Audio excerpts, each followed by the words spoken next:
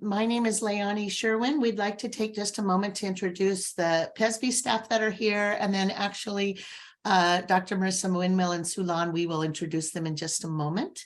But I'm Leonie Sherwin. I'm a program manager with the Professional Educator Standards Board, and just so happy and looking forward to this evening. I know it's going to be a wonderful session. Mackenzie, would you like to introduce yourself? My name is Mackenzie Dyer, and I am, I work closely with Leonie on educator learning with the Professional Educator Standards Board. Welcome, everyone. We're happy to have you here. Matt, would you like to introduce yourself?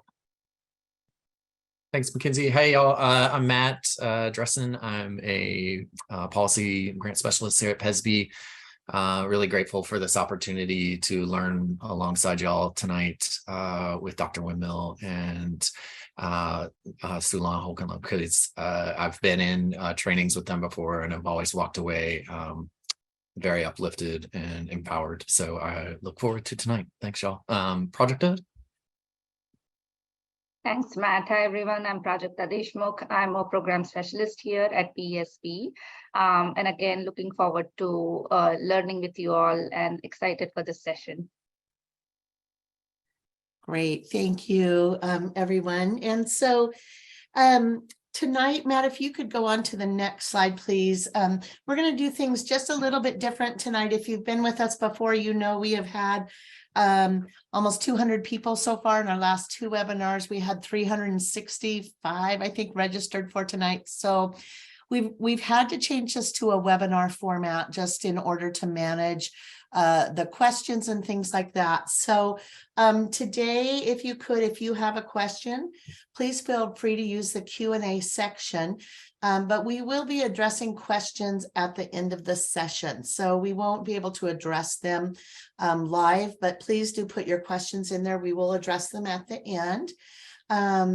We will also provide clock hour information and answer all of the questions about clock hours at the end of the session as well. Questions for our presenters tonight, they will have a Q&A session in their time as well, where they will answer those questions. You do not need to put your name or email in the Q&A for us. We actually can record your attendance based on your Zoom registration, and Zoom records if you've attended. We will provide more information about that at the end of the session, but no worries if you are on someone else's Zoom, you're attending together. At the end of the session, we will give you our emails where you can just send us an email and let us know that you attended. That is only if you're not registered with your Zoom name. So we are going to go ahead and move on. The session is being recorded, and we will go ahead and answer all questions again at the end. In case you're unaware, the Professional Educator Standards Board is hosting this SELves series.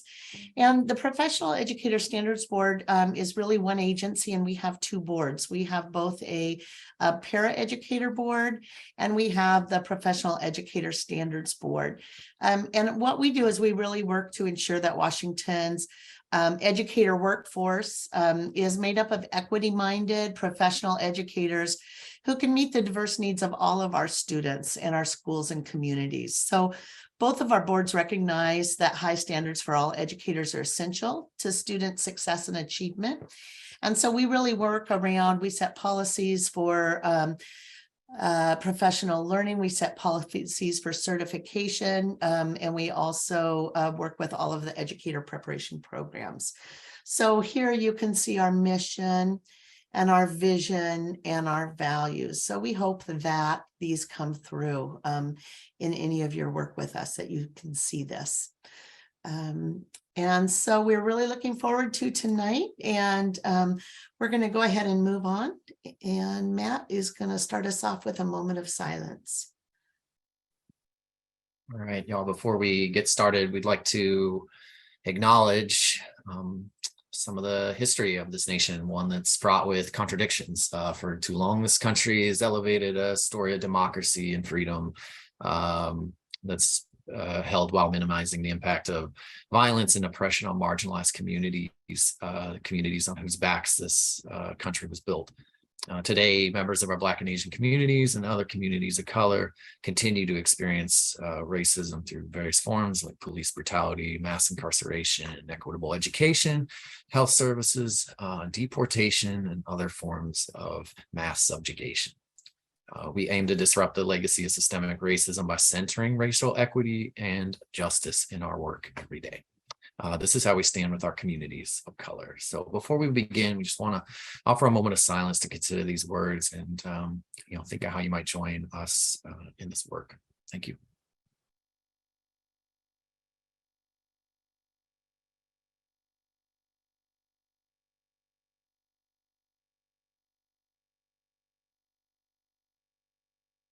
Thank you, Matt, and thank you, everyone.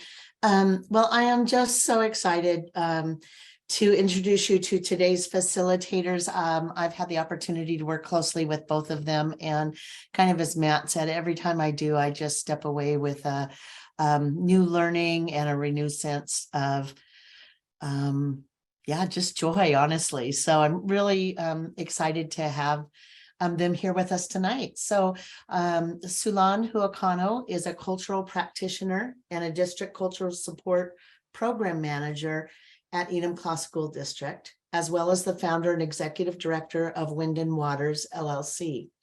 She has extensive experience leading and organizing professional learning for a variety of state education agencies and school districts, and she collaborates with surrounding school districts for the healing of the canoe for students. She is now the lecturer for UW-Tacoma School of Education, Masters in Education, Social Emotional Learning. And for the past 2 years, Sulan and Marissa have co-coordinated the Puget Sound ESD Educators of Color Professional Learning Grant that PESB sponsored. And Dr. Marissa Windmill is a multilingual teacher. She's a Girls Who Code club facilitator and a mentor teacher, all at Kent School District. She has also helps lead work for the NEA and the WEA, and she serves as the Filipino American Educators of Washington Vice President. Marissa leads work with the Childhood International Education through Refugee Educators Academy, and she's also a past PESB board member. So again, Marissa and Sulan, we're so happy you're here and looking forward to learning from you tonight. So thank you.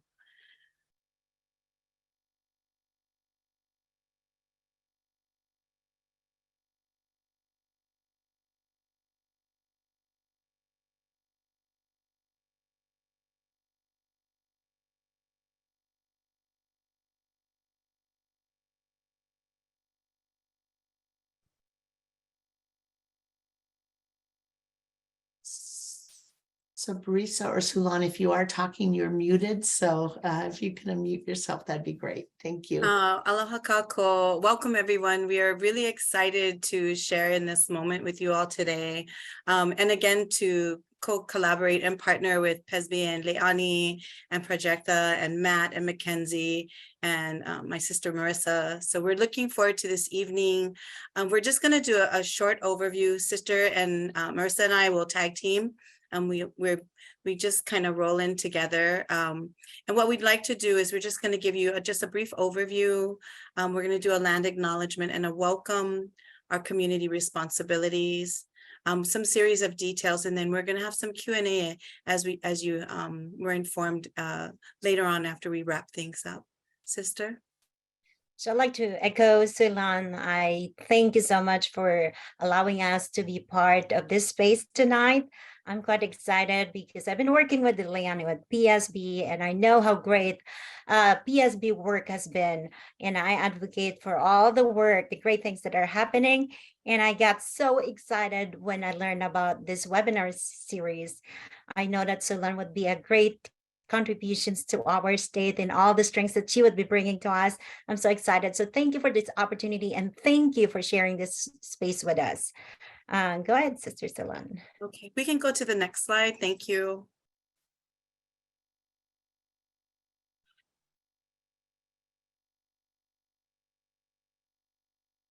So aloha kako, mahalo nui loa kamaini kaina o ko inoa suilan ho kano o ko aina o Hawaii.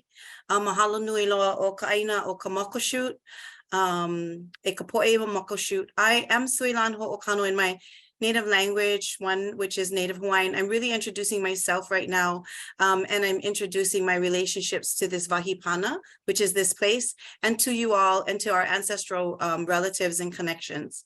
In this session with us, and I'm going to pass that to my sister Marissa, you really are going to begin to dive into some of those gifts that you come with already, and understand that the strengths and personal and professional identities that you walk within is not just within yourself, it's within your community, it's within the relationships that you build and what that looks like.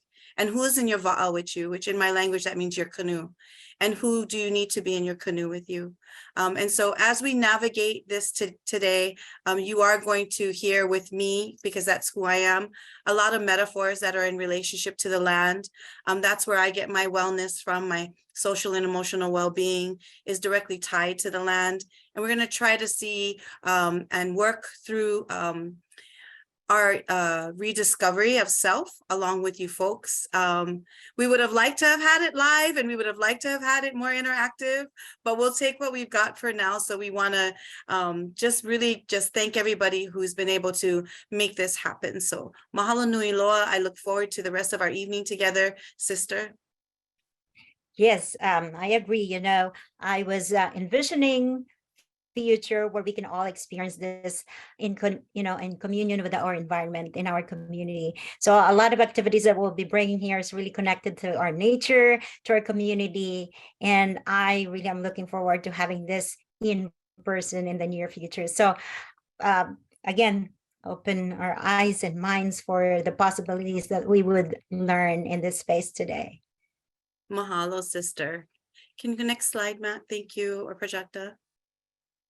So I'm going to take a moment right now to really do a traditional land acknowledgement. It's my way of entering into a space, even if it's a virtual space. And as we open into this space as community organizers and all of our ancestors who have taught us how to acknowledge and honor each other and each other's lands, the responsibilities that we walk within this place, we're going to take in this virtual world as well. And that we have stewarded these lands and we've worked these lands for generations. And even though we may not come from this Vahipana, we still have a responsibility to the people and the lands of these people. We acknowledge that we need each other and we see each other. And even during unprecedented times, we collectively have what it takes to move forward in a moment with kapu aloha, which in my language means a sacred unconditional love for one another. And that we remain in relationship since time immemorial, that this is the way of our beings.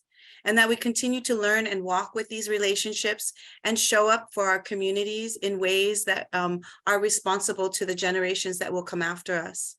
As we navigate this space today, let us continue to walk and honor each other with where we come from and honor each other's ways and knowledge systems as well, as our community ancestors did.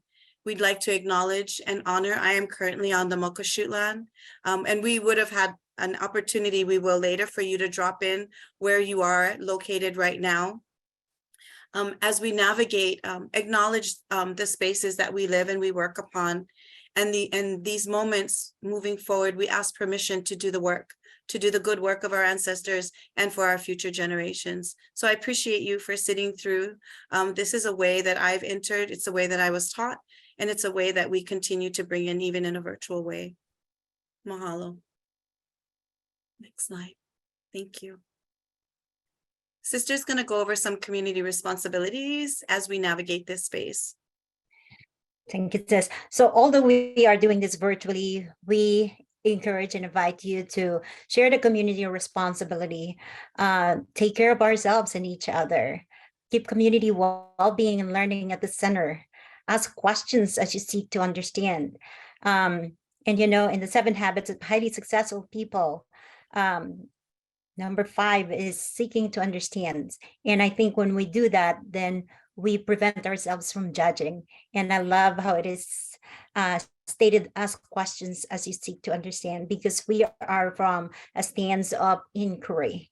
And I think we understand and empathize more when we do that. Share the air. take in air and give air. And Sister Sulan is going to be talking a lot about air, about environment. So share that air, take in air and give air. Brave space is greater than safe space. Embrace a learner's stance, lean into learning and unlearning. So today we will be talking about learning some of the things that, we already learned, but we need to unlearn. Recognize discomfort as a chance for reflection and learning. Call each other in and not out. Understand that these moments can elicit strong emotions. Please take the necessary care. Ask for assistance if needed, and we'll all honor moments and needs. And your contributions are warmly welcome. So we will have several Padlets in interactions. We will try to make it interactive, although we are far apart from each other. Just to build a community, we'll have some activities for you where you can reflect and write. Thank you. Next slide. So we had a purpose for you to community and introduce yourselves as well. And I think that there's a little Padlet that's in there. There you go. I think they just dropped it in the link. Please feel free to just put in your space where you're at, your name. We like to share this, and we're going to have a couple of more opportunities where you can share your location and as we navigate today together. So I appreciate that so much. Thank you. Next slide. So today we're really going to begin to dive into, as Sister said, awakening and reclaiming your understanding of yourself. And that's really what your self-awareness is really just consciously being able to dive deeper into who you are and what you're here to do. Really realizing your assets and your gifts and your strengths and bringing that up to the surface and beginning to remind yourself that you already have permission to be the best you and to be in a place where you're contributing to the wellness of not just your own social and emotional well-being, but the well-being of your community and those that you interact with daily and your students and your communities. We're going to provide opportunities for you to really look into yourselves and find brave space to navigate learning and unlearning, as Sister Marissa said, and find some transformative strategies to cultivate and grow yourself.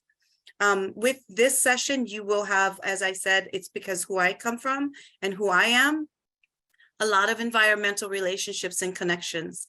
We're going to continue to talk about what does that look like for you. So let us begin with a gift of Ha. In my language, it's a breath.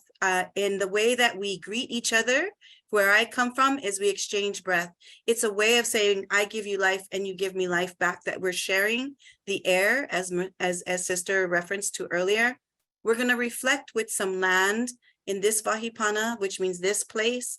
And it's from a student who is in one of my classes for social emotional wellness. She's a local tribal member and has given permission to share her reflection with her language and giving breath. And so we are gifting you a moment before we really dive deep into some of the work that the Hana that we're going to be doing today. I hope you appreciate the gift and it's well received. Next slide, and you can play the video. Thank you.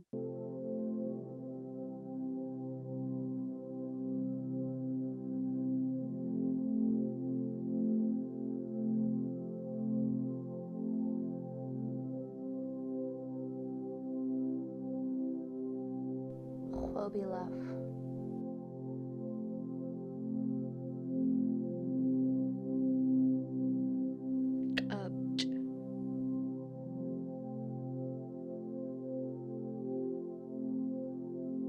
So after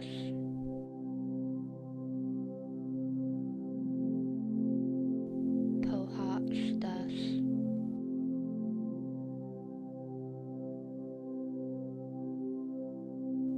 as Olo subject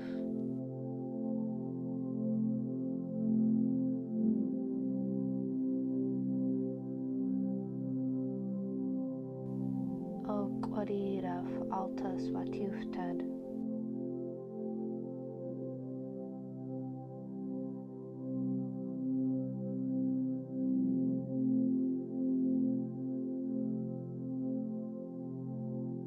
So tafdas.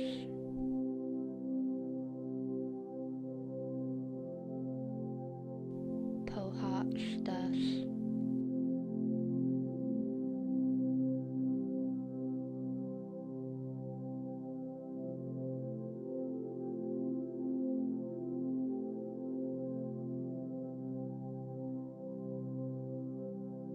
Allah Tariel Ilab.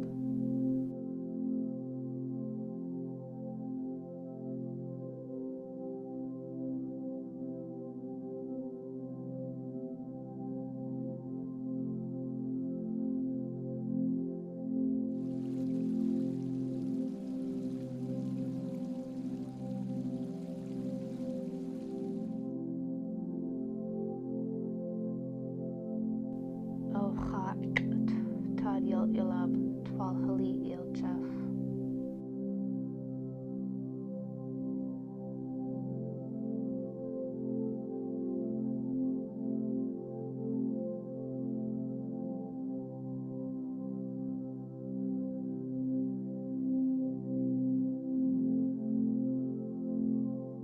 So tafdas.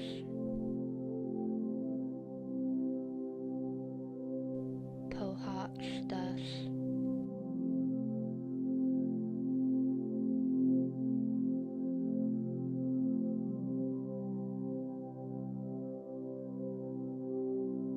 So tafdas.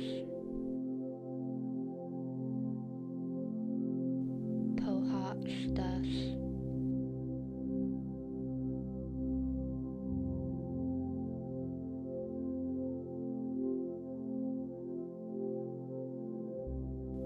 As Olosubjaf.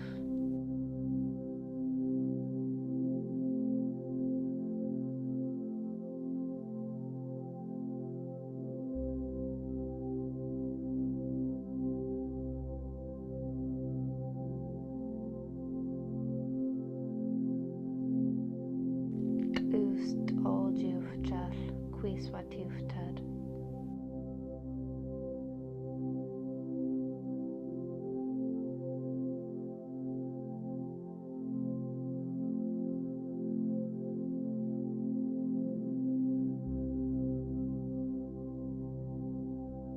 So tafdas. Pohachdas.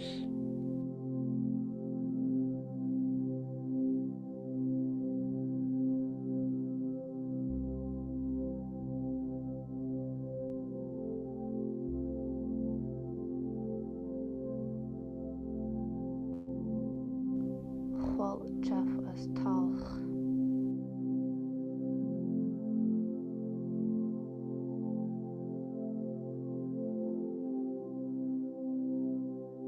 Teich eich de bootjaf.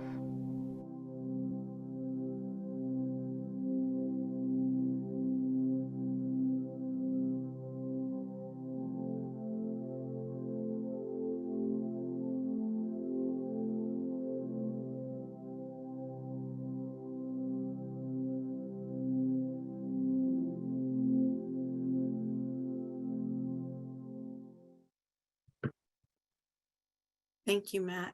Thank you, everyone. I hope you enjoyed the gift of just a moment to reflect before we begin to do our work together today. This was from a young student who is now really diving into finding her self-awareness and what her gifts are. And one of her gifts is language and creating these opportunities for us to enjoy that. And that's really what we want to begin to unpack for you. And so as we navigate this today, remember, and I'll have to put it in a way where, and Sister Marissa will come in with me, is, we have to have our own breath. We have to have our own breathing regulated before we can give our ha and our breath to anyone else. And as educators and as leaders of this community, we have to be in a good breathing space. And it's kind of like if you're in an airplane, right? They tell you before you give oxygen to anyone else and that mask drops down, please make sure that yours is secure before you give anyone else assistance.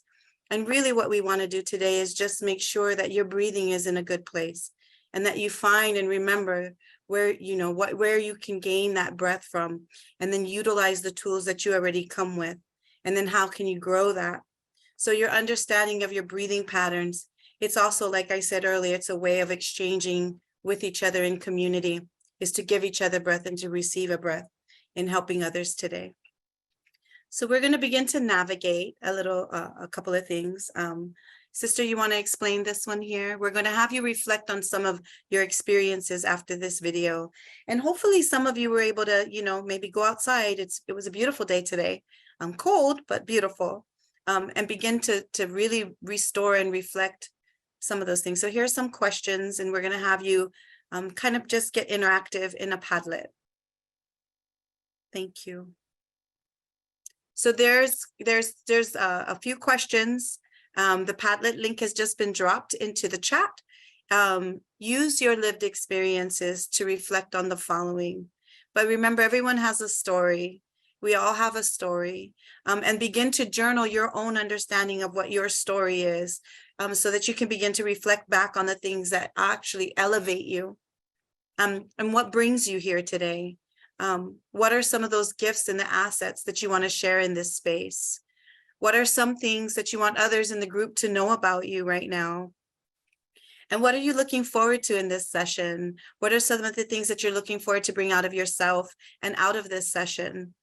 So Sister, you want to go ahead and drop in? Yep. The link is already dropped in the chat. Okay. Let me look. Okay. And we do, thank you. Yep. Some of you have started writing already, but in the first column, for some of you have not used Padlet before, if you click the plus sign on top, a rectangle will pop in and you can start writing. You can put your name on top if you want to be identified, or you feel free to just write your thoughts. What brings you here? What gifts and assets will you share in this space? What is one specific thing you want others in the group to know about you? And I kind of started it with my answers there. What are you looking forward to in this session? And I know probably some of you, some people have a hard time identifying their gifts and assets, but you will realize that you have so many. Thank you for those who shared already: patience, presence, growth, honesty, positivity. We're gonna just let this go for a little bit. We'd love for you to read others as well. If we were in a live space or maybe a little bit more interactive. So this is our way of trying to incorporate some interactiveness with the participants that are in this space with us. Please feel free to read others. As you begin, you might begin to awaken something from you as well. I know that I do get my juices flowing, if you would, sometimes when I'm engaged in community and having that those conversations in a collective space. So we want to give you time for that.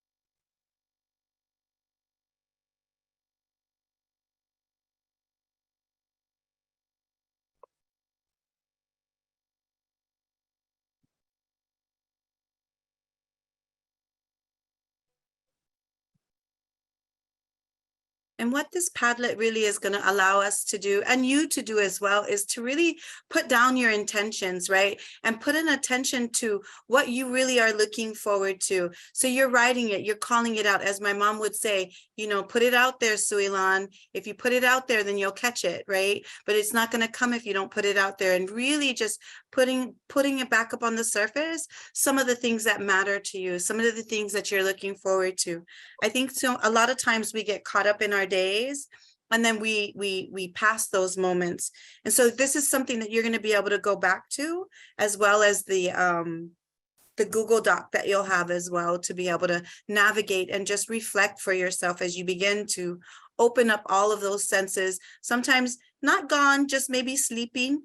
Got to wake them up a little bit. Yeah. Thank you. And I just want to read a few of them. I'm looking forward, to regaining my own self-care, and I want to touch into my strengths so that I can tap into be the best me, listening with empathy. How beautiful is that? I'm here, I'm present, I'm mindful. Providing opportunities for your students to see the true connections between self and history, teaching history, right? And so if you're showing up like that, how wonderful that is for your students to be showing up and seeing that. You're modeling that for them. You're creating that environment for their life to begin to see what that looks like, standing in their authentic selves, improving my relaxation skills. Yes, I don't think we do that enough, right? I want to believe that there's a larger community that is truly conscious and conscientious. Yes, thank you. For 30 years working with children, greater self-awareness.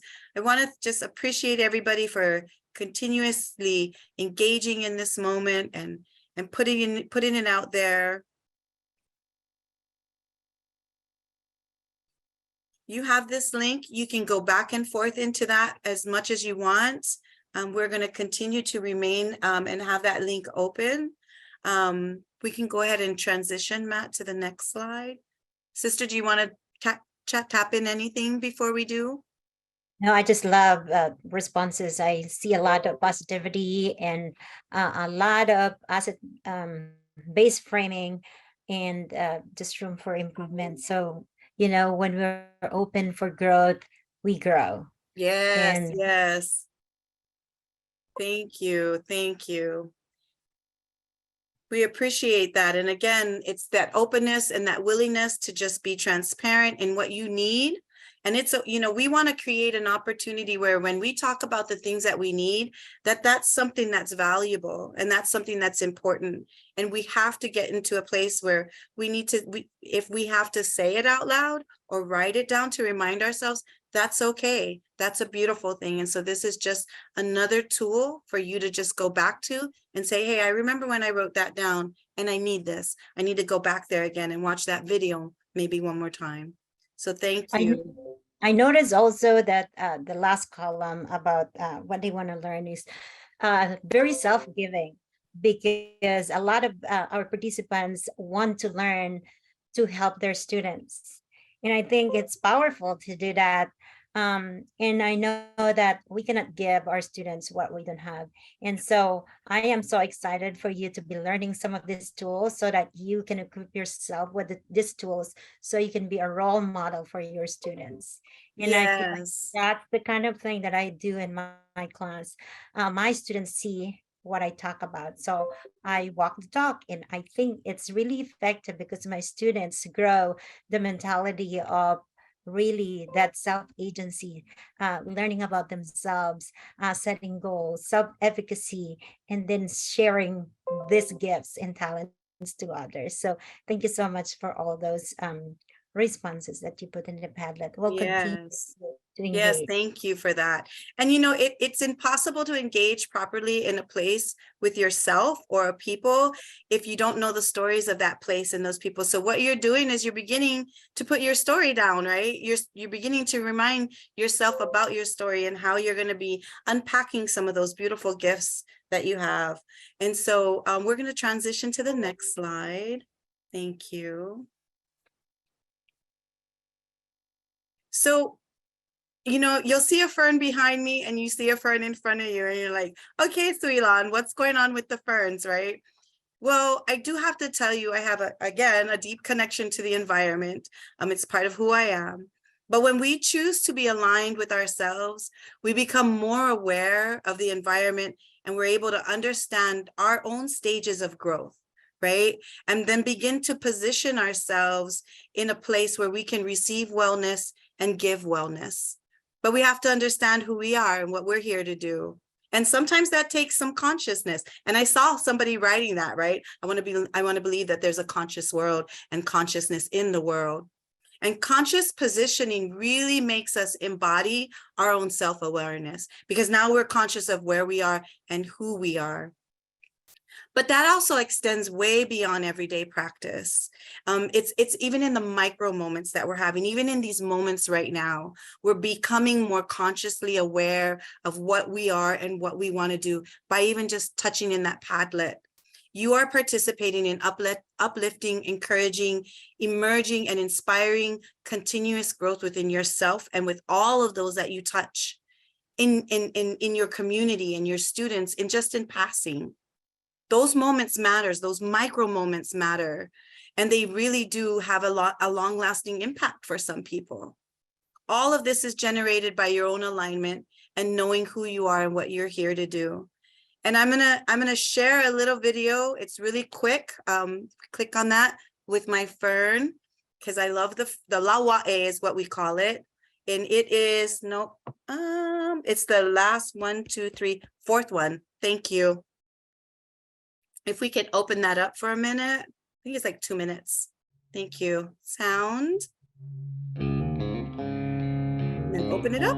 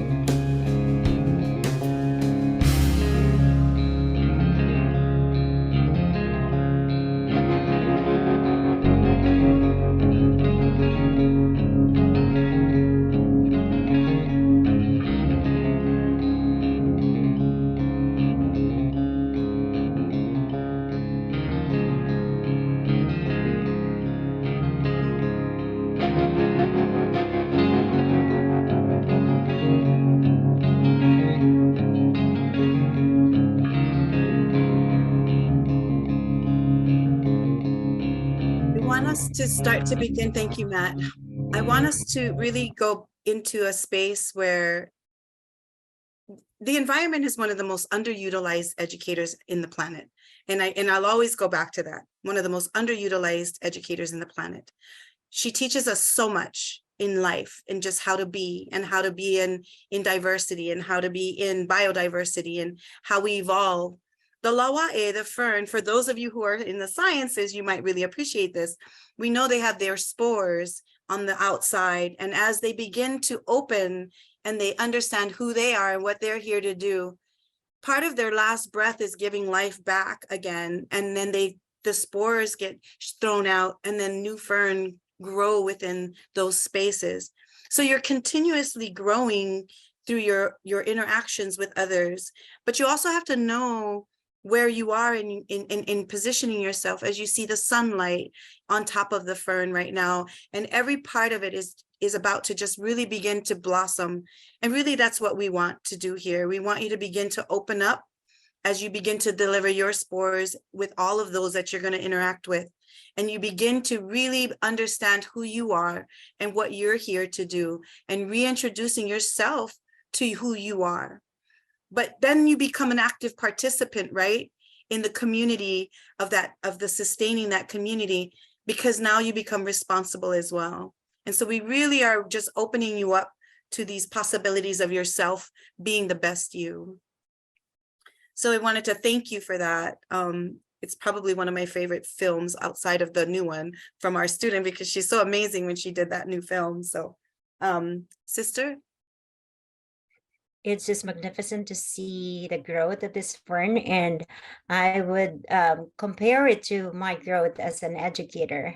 You know, I feel like as I grow, I'm not growing by myself, or I'm growing with my community. I'm growing with my environment.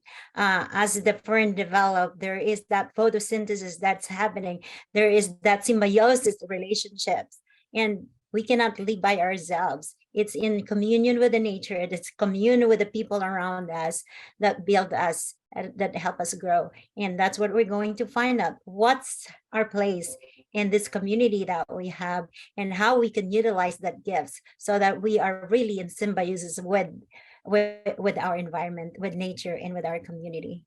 So thank you for this beautiful video. Yes, thank you. And really just understanding again, how are you utilizing your community's gifts around you, right?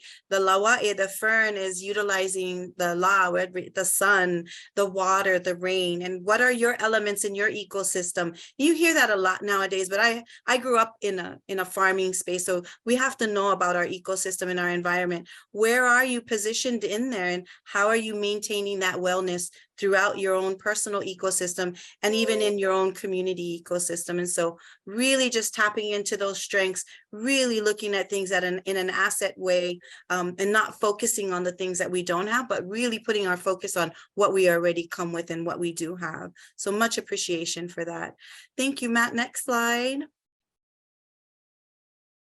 So we do want to bring the biodiversity in back, right? So we want to look at, you know, social and emotional well-being for some, as this is an SEL cell webinar. But some of us, like in my community, it's actually even social and emotional well-being, and not just social and emotional learning, because the learning comes with the well-being. And a lot of us will look at things differently. So we really put in a couple of different pathways for you. There's an indigenous framing, there's Castle's framing, there's another cultural framing. And so really, what does it look like for you? I can tell you what it looks like for me, because I've taken, you know, and I've dug pretty deep in that. And what do I need for my wellness? I know I need to be in the water during the summer, and I need to be paddling. I need to be in the environment. I need to feel the sun. I need to have community. So what does that look like for your own social and emotional well-being? Again, we're going to begin mapping with you, right? We're going to have you take a look at what was that wheel look for you in your own individual journey. When you look at social and emotional well-being in an indigenous framing, which is who I am and where I come from, we consider the center to be intricately connected to the environment and everything that is all and around us, from our culture to our family, our community, Vahipana, which you'll hear me say a lot, which is not just land, but the stories within those lands and where we come from, right? And then it outlines some of those healthy connections that we want to pull in so we can keep our mental well-being, our spiritual well-beings, and have a strong sense of self and belonging. And what does that look like for me? But what does that look like for you, right? And how can you find purpose within that? If one part of your spoke is missing, are you able to maintain your wellness? Is there someone in your community that you could possibly receive that wellness from? And I know that I call Sister Marissa my yin and my yang, because we do so much work together. She's part of my wellness wheel.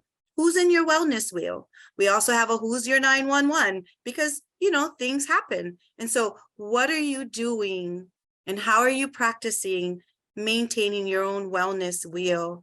And again, just another reminder that we need oxygen from various places, right? And what does that look like for us in our own individual selves?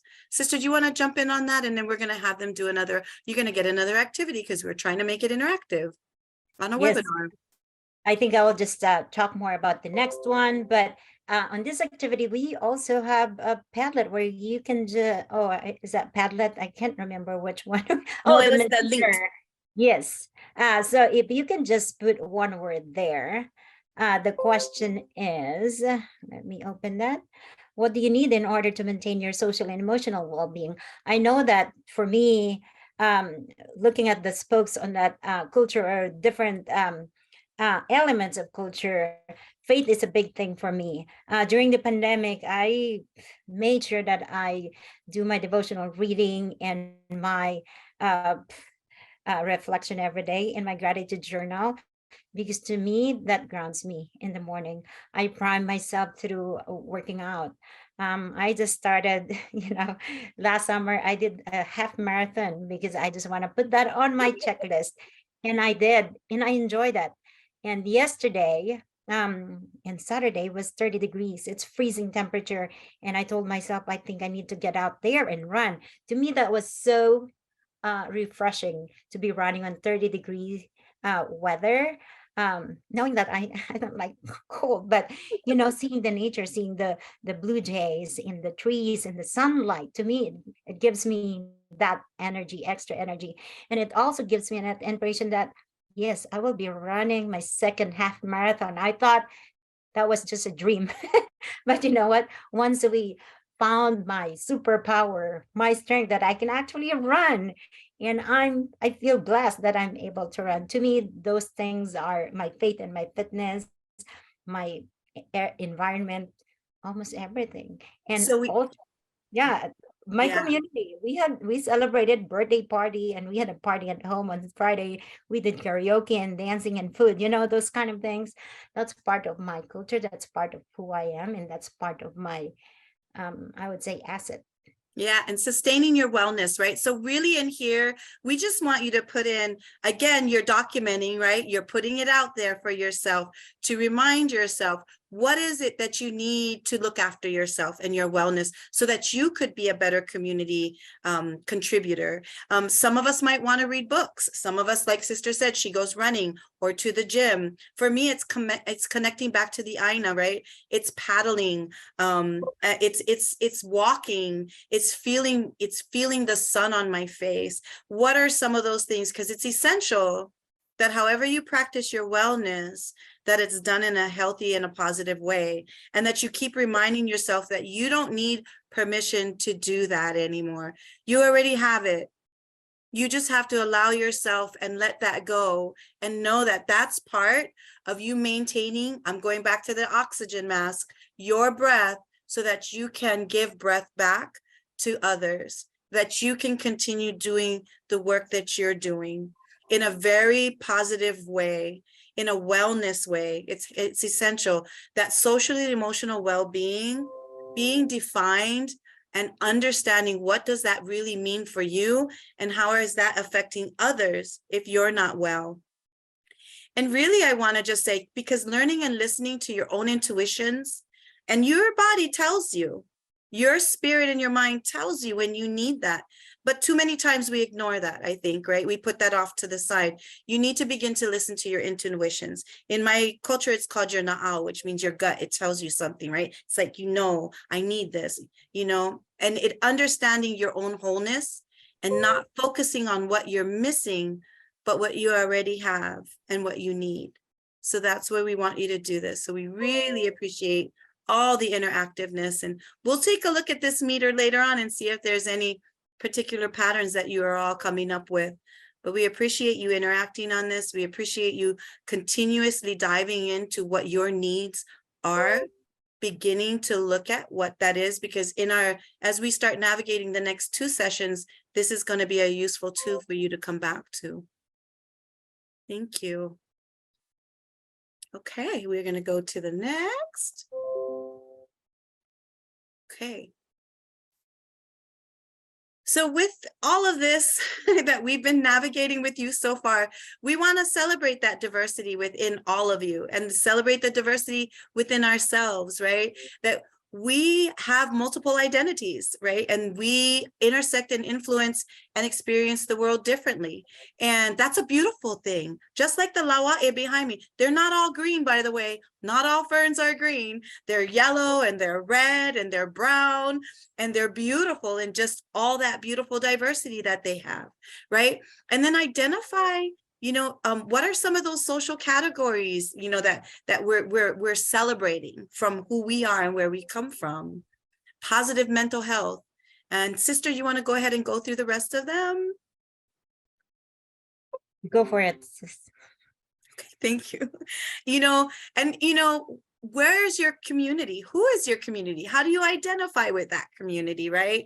Our identities are dynamic and they're beautiful, and they're influenced by our historical navigation, our experiences, our cultures, our languages, and that can be a beautiful thing if we allow that to develop in a healthy way for all of us.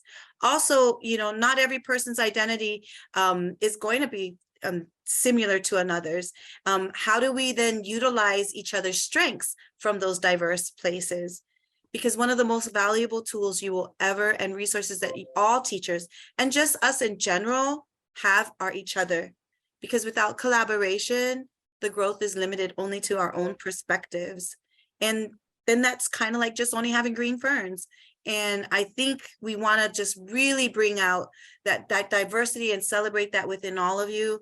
And then you go ahead and begin to showcase what that looks like for you. Okay. Do you want to add anything else, sis? Well, I just want to say this. I'm not sure. Did you read this? The most valuable resource that all teachers have is each other. Without collaboration, our growth is limited to our own perspectives. That's why diversity is very, very important. And if we know how to recognize the strengths and the diversity of our community, then we could say there's really that diversity, and its celebration is important. Celebrate that. Also, research data support the idea that in collaboration, the teacher collective efficacy is the #1 indicator of student achievement and a student engagement. And so when we collaborate, when we work collectively, and we recognize the assets that each of us is bringing to our community, then we can have this success in our community. So, Yes. Some people don't know how to do that yet, but it always begins with us. Through this webinar that we have today, I would like us to recognize our assets and bring that asset to the community and begin something. Begin that beautiful community where you celebrate your students, your staff, and everyone in your network. It will have a beautiful outcome. Yeah, and it really is beautiful. Sister and I have been able to collaborate on so many wonderful projects with Leani and with Projecta and Matt and Mackenzie, and it has brought forth such a wonderful way of interacting with all of and then building that larger community. So absolutely wonderful. So much appreciation for everybody here today. Thank you for that. We're going to go to our next slide. We're trying to be interactive.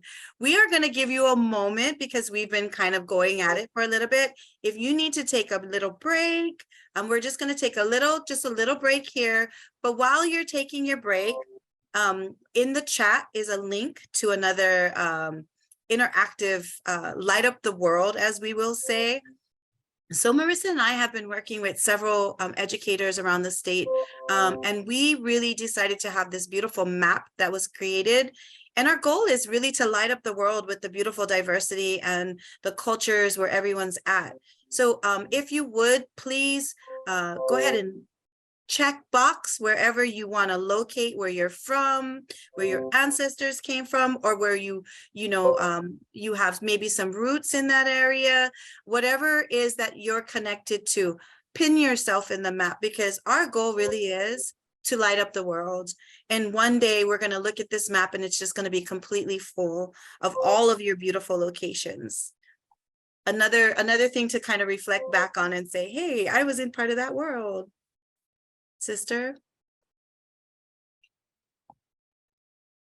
Wonderful. These are tools for you to go back to as you continue to gain and increase knowledge of your own personal gifts and your community connections, not just to yourself again, but to your immediate community, your larger community, and whatever that looks like for you. These are just additional tools that we want to continue to gift you. Really today for us is just about gifting you what we've been gifted. And that's what it's really about, sharing those gifts. I was told by an uncle a long, long time ago, that there are certain gifts that you're not supposed to hold on to, that you have them because you're supposed to share them. And I think that we have to remind ourselves sometimes as we get busy in our days, not to hold on to these gifts, and then to recognize our own as well. And when we begin to do our self-awareness, as we talked about earlier, and we become more conscious about what that even looks like for ourselves, we really begin to rediscover our superpowers, as my sister says, right? And our gifts, and understanding what those strengths are in our personal and professional identities. And when we do that, then we're able to really make some changes that are necessary, not just for our own well-being, but the community, and again, the people and the community that we engage with on a daily, and our students. Sister, you want to talk about your wings? Yes, I was reading the comments on the Padlet, and I saw a lot of great ideas and a lot of learning, positivity, and also intentions of learning more. And someone commented about the pandemic. Some of you have kind of forgot about your superpowers, and so you want to get back and you want to reimagine and re-identify the gifts that you have. I want to share that I love this picture. I took this picture from Children's Museum in Indiana. In July. I graduated from my doctoral program in July, and we went to this museum, and I just saw Captain Marvel. I love, I love Captain Marvel. I love women power. And so when I saw this, I told my husband to take a picture, and I was hoping to get a better picture, but it doesn't matter. I have wings. And, through this community, through the community that I built with Sister Sulan and the Educators of Color Leadership Community at Puget Sound ESD, I was able to see my power. And I was able to share that power and strengths through that community. At the beginning of the pandemic, I was coaching and facilitating the Refugee Educator Academy pilot program in our state. It's a national project, and I said yes to it without knowing whether I could do it or not, but I just went there and trusted myself that I would like to learn.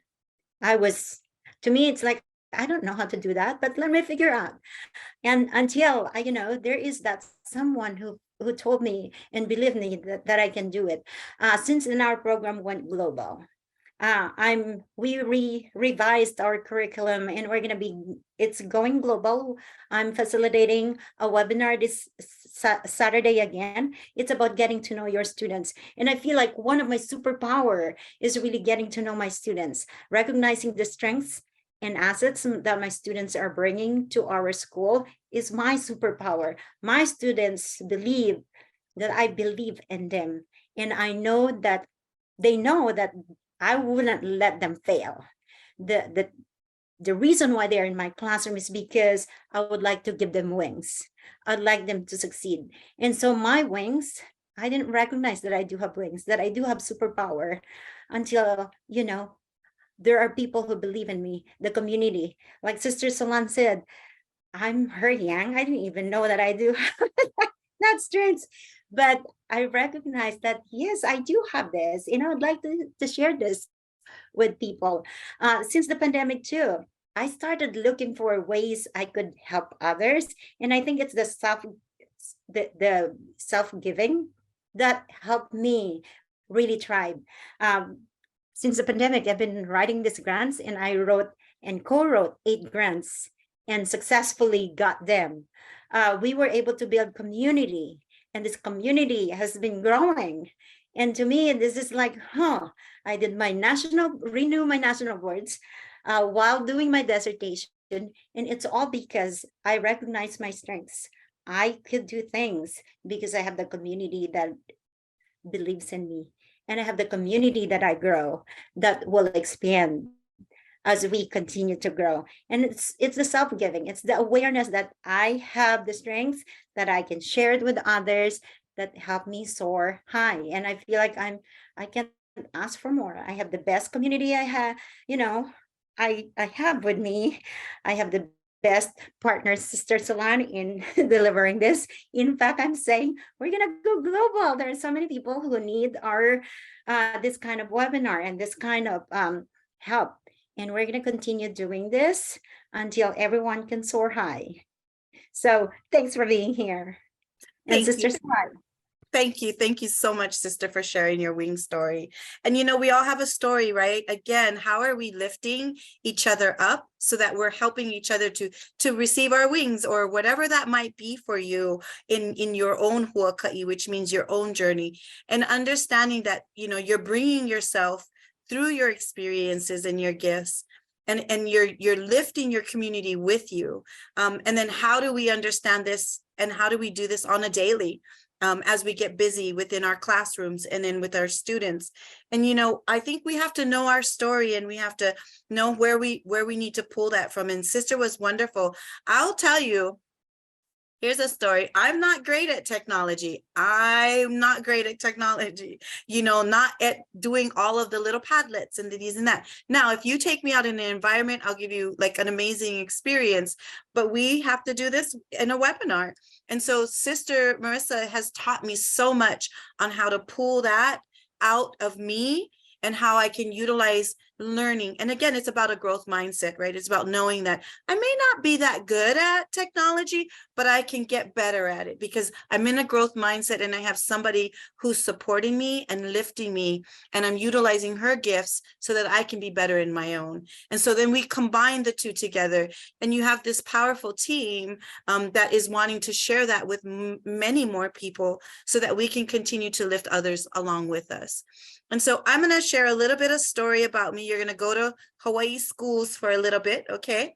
We're going to click on the video, and then we're going to go down to the second video. And I want to share with you, this is part of my story and the strength that I come from with some of my mentors, and so this one you have to expand because it doesn't like open. If you just stretch it, I think it'll get bigger. If you can do that. If not, we'll have to play it a certain way. Yeah, it doesn't have an expanding one. You have to just enlarge the screen. And I don't know how to do that from here. So we're going to wing it. Matt, if you push Control+, it'll make it bigger. Thank you. See, we're utilizing our strengths in here to get it done. Thank you, Mackenzie. All right, y'all. I just did that, but nothing changed on my screen. So I hope on all y'all's it looks different. No, it's still small, but that's okay. That's okay. We gotta, we navigate through what we have to. All right, thanks, y'all. Here we go. Thank you.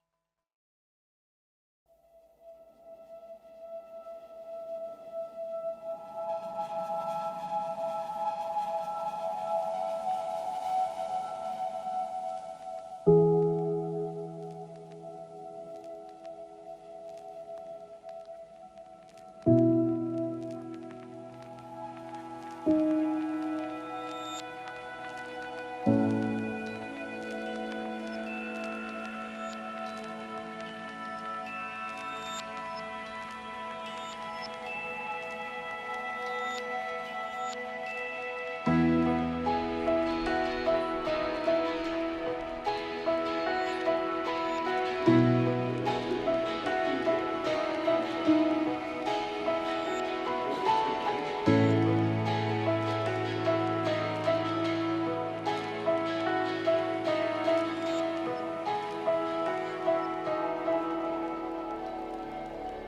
of our efforts are really devoted to reclaiming and restoring our identity and our aina.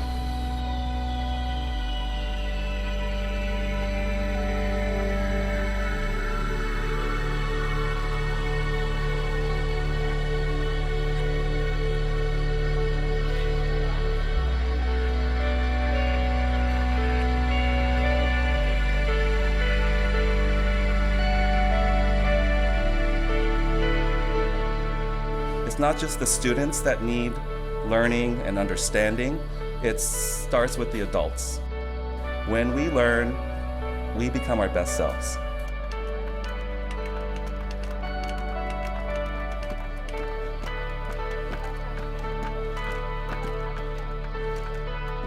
And I don't think that we as learners can learn to our fullest potential unless we fully understand who we are. Who are we if we don't know who we are? And how can we teach if we can't teach from what we know, who we are, where we are, why we belong here?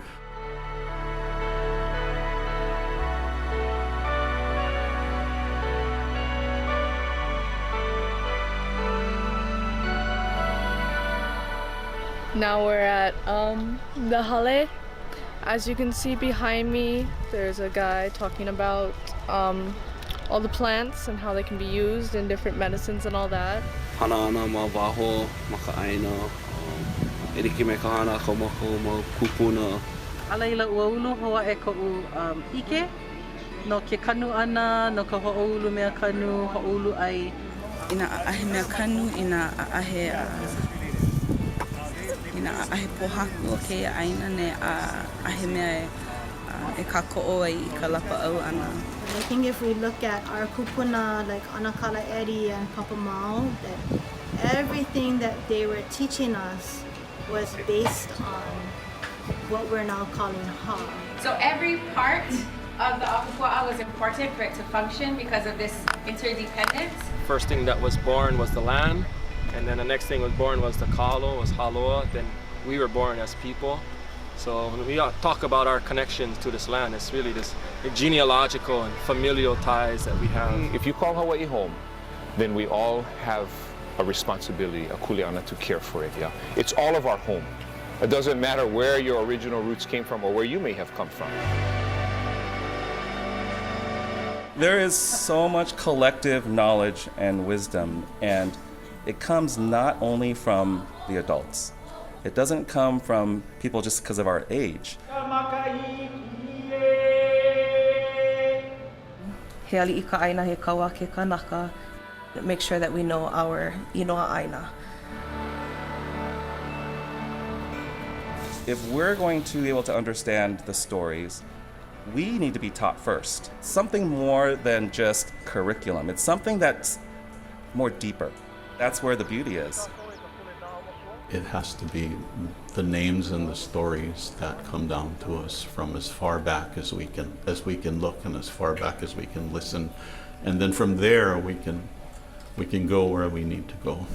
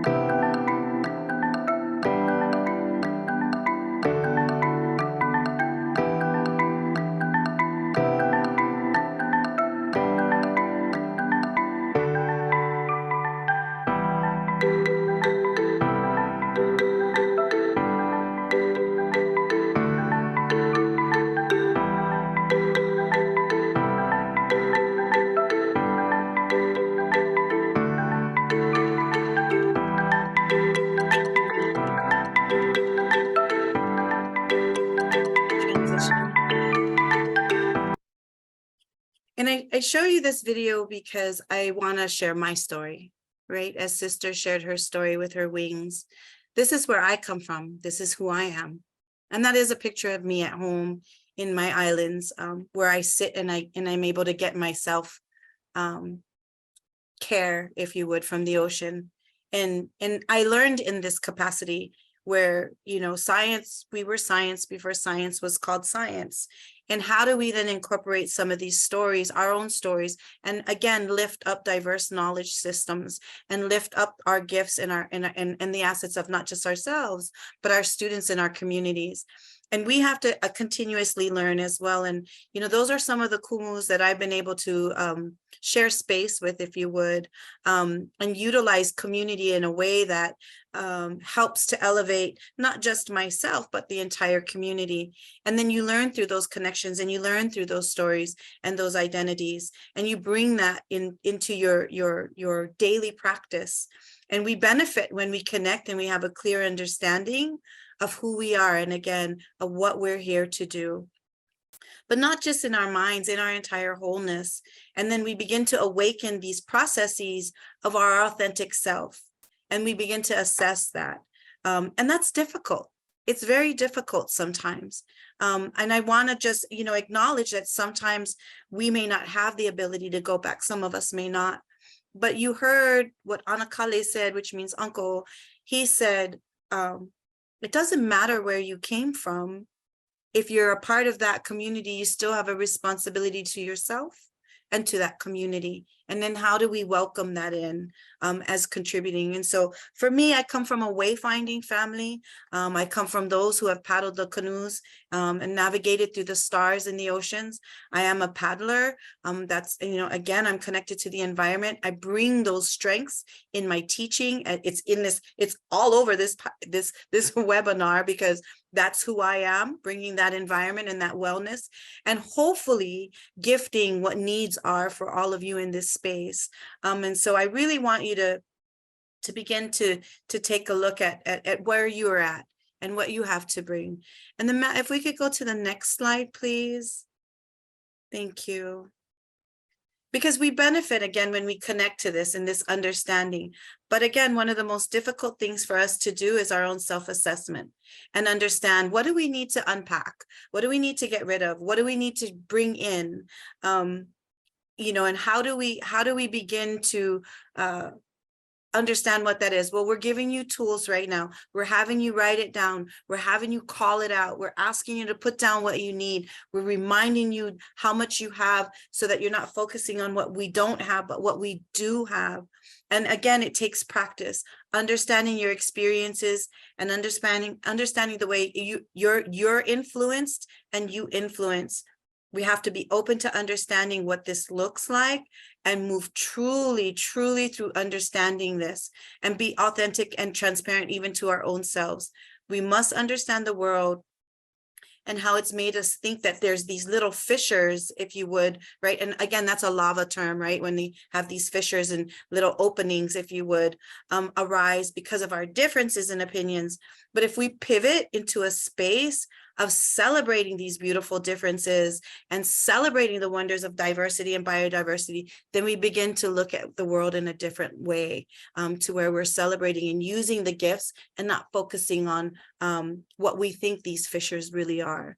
And so we want to give you time to do your little, to do a little self-awareness for you. Thank you for the self-assessment is in the link, so that you can begin to self-discover what it means for your own thoughts and feelings, the values and the backgrounds, what impacts your success, what interactions and relationships for you, what that might look like, and how it's influencing your own journey in growing yourself. Sister, do you want to go ahead and jump in on anything? Thank you. The video that you just showed about your being part of that identity is very compelling. And this picture captures that, you know, we cannot teach others unless we know who we are. And I think that resonates with me because I share my stories with my students, and they trust me for that story. They know that they can relate with me. The poverty, when, when I was growing up, sharing with them that we didn't have any, and it's just because of the scholarship in college. Growing up in the Philippines, it's so hard. It wasn't easy. I couldn't speak English before, and I just work hard so that I can get the scholarships, and I got the scholarships. And therefore, education is power. I was able to come to the United States because I have the education, and it's through awareness of who I am as a person and what I want and why I'm on this earth. Like, why am I here? And recognizing that power that I have, I'm able to do a lot of things. We just had our girls who code meeting today, and a lot of these girls want to do something for their community, a project that they can use so that they can be of service to the community. And that's the kind of community I want to build. And I think they trust me because they can see the sincerity and the integrity that I show with my students in the community I'm in. Even with our grant writing with Sister Sulan, a lot of our previous participants come back because they would like to experience again and again the kind of community that we build, the kind of regeneration of, optimism and empowerment that they get from the professional development and community engagement that we bring. So it's the self-awareness that we can help us really build community and empower others. So we want you to take a moment to go ahead and, yes, thank you, sister. We want you to take a moment to go ahead, and there's a couple of questions in a Google form so that you can begin to just, again, revisiting what you need, documenting that this is going for you so that you can kind of see where you're at in your own particular journey, and how can we help? How can your community help? What are the tools that you might need in order to lift your own spirits? And then again, catching back to that oxygen mask, right? Catching that breath.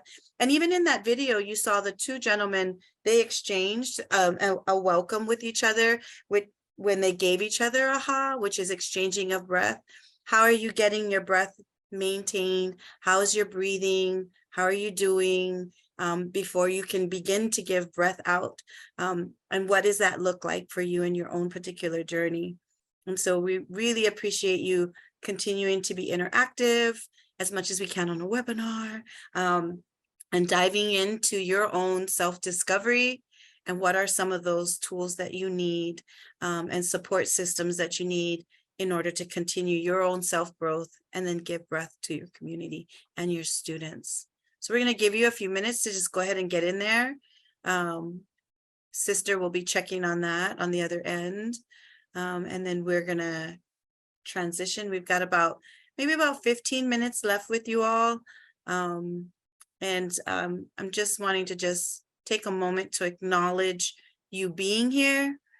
Take a moment to acknowledge you wanting to grow yourself and learn and rediscover what that looks like, because this is a lifelong journey. It never ends. We continue to grow and build community. I have an uncle. I'm a storyteller, by the way, if you haven't figured out by now, but I have an uncle. He's a fisherman, and he would refer to it as his network, right? But when we think about a network, we think about like a fishing net. And for those of you who know what a fishing net looks like, every time you add an eyelet to the fishing net, it expands that net. And so your network gets larger. And if you throw that net out, you're able to catch more fish that to feed and sustain your village, right? And so your network gets larger every time you connect with someone that can help you feed your village. And so really just looking at things in a way that are helping us to move towards healthy, sustainable practices for ourselves and for our communities. So thank you for that. Thank you, Matt. Next slide. Well, it's 6 o'clock. Like I said, we've got about 15 minutes left. We have a couple more things to go through, but we are so glad you're here, like we just stated earlier. And now it's time, again, we'll have another little interactive. So for those of you who are still answering the questionnaire, please go ahead and stay in that. And then you can jump right into this one next. It'll be in the chat. It's time for you to share who you are now and what you're here to contribute. We asked you a couple of questions again, now that we've had, almost a good couple of hours with each other. Really start looking at how you're going to answer these questions for yourself. But we would love to see who you are and share what you're here to do. Thank you for that, Padlet Projecta. And really begin to celebrate what you're here to do. And again, what do you believe your strengths are? And in this Padlet, you're going to see a lot. Again, we're sharing the network, as I just talked about earlier. Thank you. Hopefully everyone can get in there.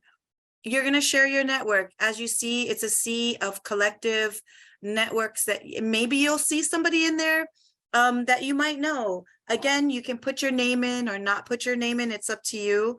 But we really are sharing the network. How are you community and your strengths? So go ahead and answer those. Thank you. Oh, wait. Yep, that's it. Who am I? Thank you. Sister, do you want to jump in?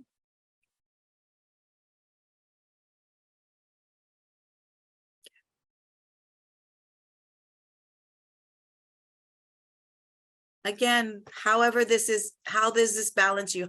Highlighting the importance of balance between both of you, both of the ideas within yourself and your community selves, and engaging in these relationships and some knowledge factors. Again, I brought my knowledge in here. I'm a traditional wayfinder. I can navigate in a canoe. It's something that I've learned. I'm very in tune to the environment.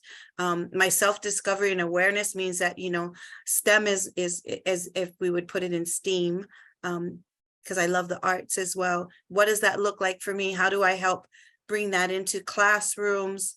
What's the impact and interaction in those relationships? Community organizer, storyteller. And please go ahead and just jump in there and add yours in. We just want to see how this lights up, just like the world map.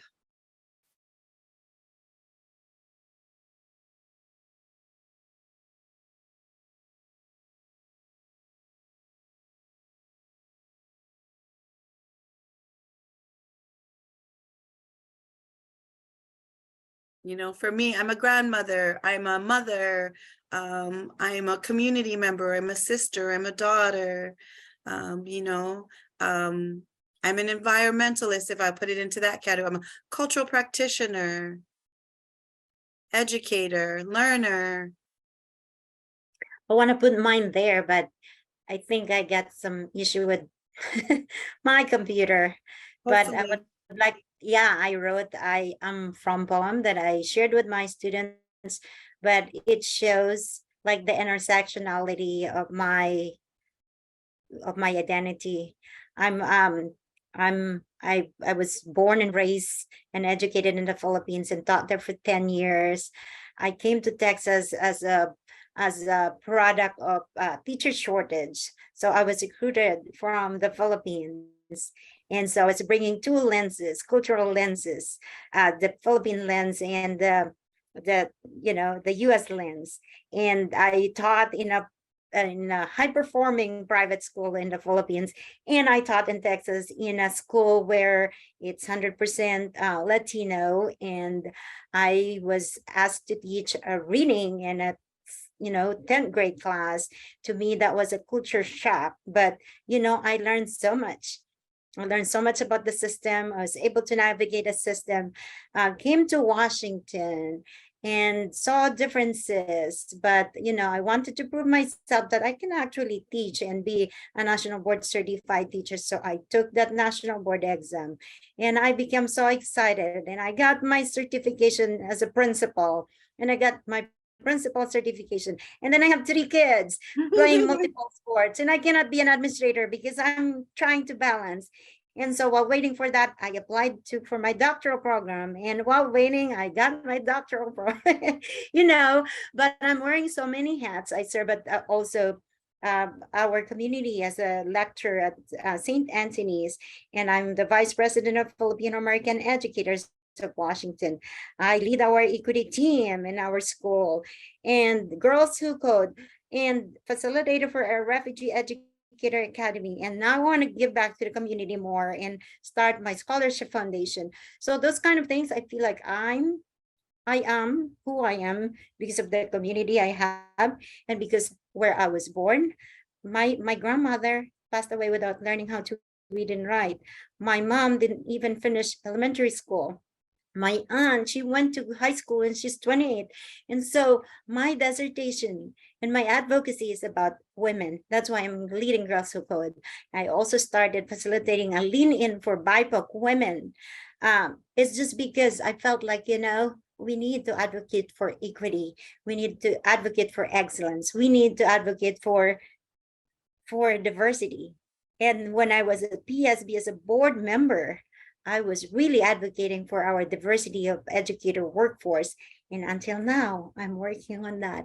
And I think everything that I am is because of my community, because of the people I meet, because of why I'm on this earth. And so maybe you're thinking about who you are, and there's so many intersectionality. There's so many things about you.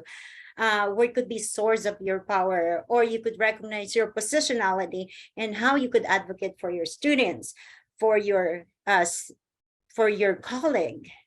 I remember one thing that really inspired me to work and advocate for our educators of color is when I was working in my previous school, one of my colleague was harassed and let go. And to me, that's like, I didn't know how to do that. And so it inspired me to think of like, how can we have this equitable system where we can empower people instead of putting them down? And so my advocacy has increased because of that. I would like more people to feel empowered and to know their value and to be aware of the gifts that they have, so that they can be these beautiful human beings helping our community to be the community that we should have. Thank you, Esther. Yes. Thank you. I hope that, yes, there's the password in there. Thank you so much. Hopefully everyone got in there and they got the password in there too. So please keep going back to the links. As Sister said, these really are able for you to, we created them so you could go back and you could revisit them, and you can, you could reflect if you would. Self-management really is just, and self-awareness is the ability to shift your mindset and your thoughts and your emotions and behaviors in a way that's going to be healthy, in a way that is going to make decisions for you to reach your goals so that you could be a better you, and again, give breath to your community. We're going to continue to work this with you. It's 6:09, and I do want to just get to some questions and open that up for you all, because I know that, it's been a good couple of hours, but we're going to go to the next slide first. Yes. We have another Padlet for you in here. Time is just going by a little bit too fast, but that usually happens. And why apply this cultural lens, right? Why put this in there? And again, when we talk about culture comes in very diverse ways, because it's something for you to really connect and resonate. And then, it's constantly evolving. It's not static. Again, it can be remixed and updated if it needs to be for you. It goes beyond ethnicity and race, that this is something that you need in your moment. And, it also transitions in your time of your life, where you're at, I'm going to be 60 next year. And so when we begin to transition into a different space in life, things shift and change. And so we really want to begin to unpack what that looks like for us.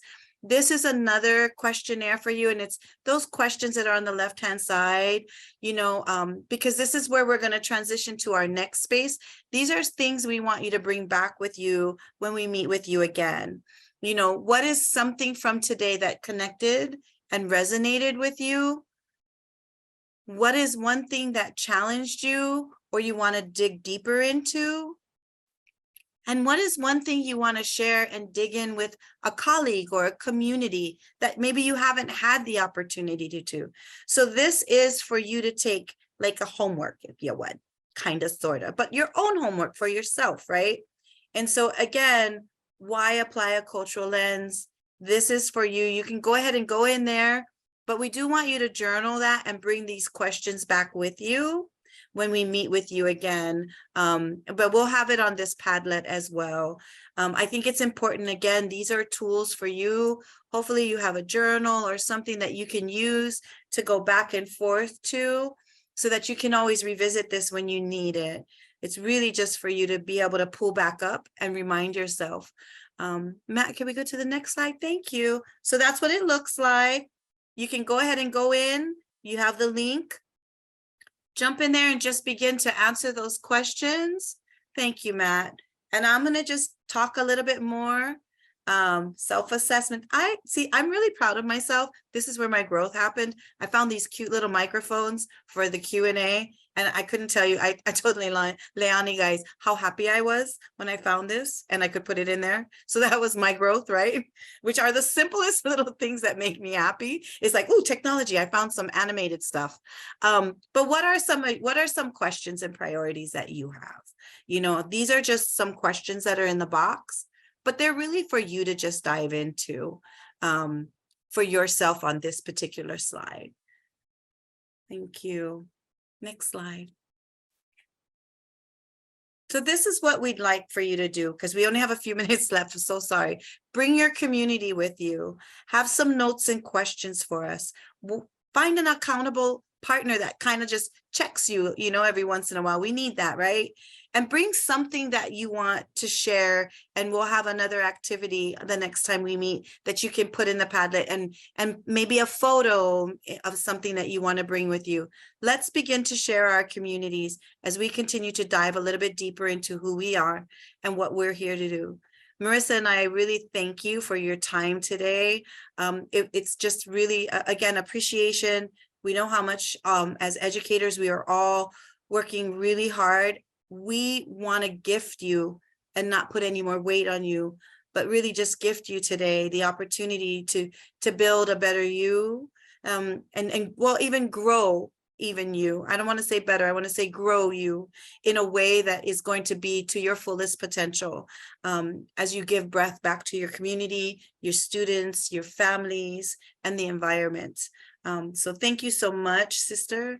Do you have anything to say? I think you said everything that I want to say. I'm just grateful. I'm grateful for the opportunity that Leani, Mackenzie, Matt, Projecta, and the PESB has given us, in recognizing the superpowers that we're bringing to this community.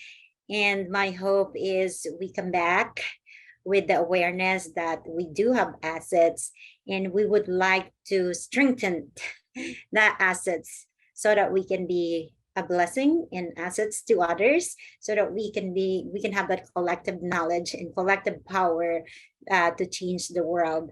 My mantra really is be the change you wish to see in this world, because you can. And I share this with my students. In fact, our district has featured me in our on our website, because Sister Solan and I were awarded the Golden Apple from the KCTS 9. And so recognizing that we do have these contributions to our community, but we're not able to do that without the community. We're able to do this work because we are in community. I cannot just be doing it myself. I'm so grateful for, you know, all the people within my network. My husband, who has been supportive. We have 3 multi-athlete kids who play multiple sports, and still I'm able to operate and enjoy running with him and do other impossible things. And it's because I am very aware of my strengths, and I'm very aware of what I can bring to the community. And I would like us to bring us together to that awareness. So again, thank you so much. Yes, thank you.